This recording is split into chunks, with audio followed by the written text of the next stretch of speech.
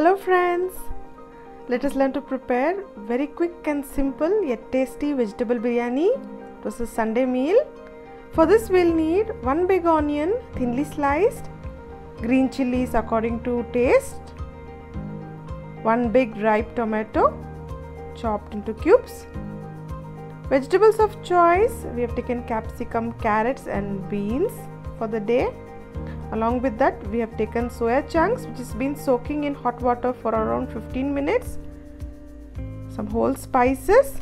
I have taken 1 cup of rice which is being soaked for 30 minutes.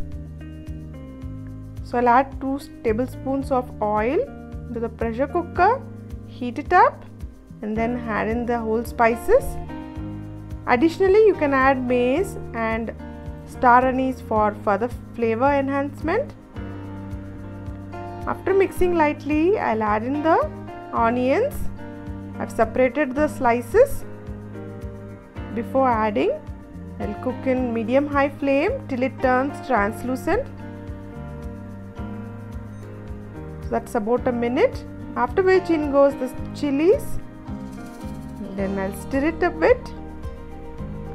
And then after that, I will add in the ginger garlic paste.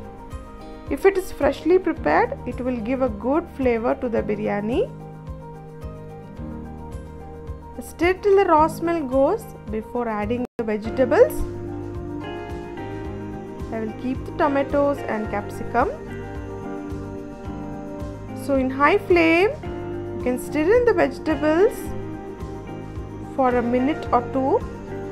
And after that, you can add the tomatoes and capsicum and continue stirring until tomatoes become a little bit soft. After a minute, it is time for seasoning. So I've added half a teaspoon of turmeric powder, chili powder according to taste, and double the amount of chili powder we have to add the dhania powder, then half a spoon of garam masala. So give it a good stir until the raw smell goes and then reduce the flame. And then I will add 2 big spoons of thick curd.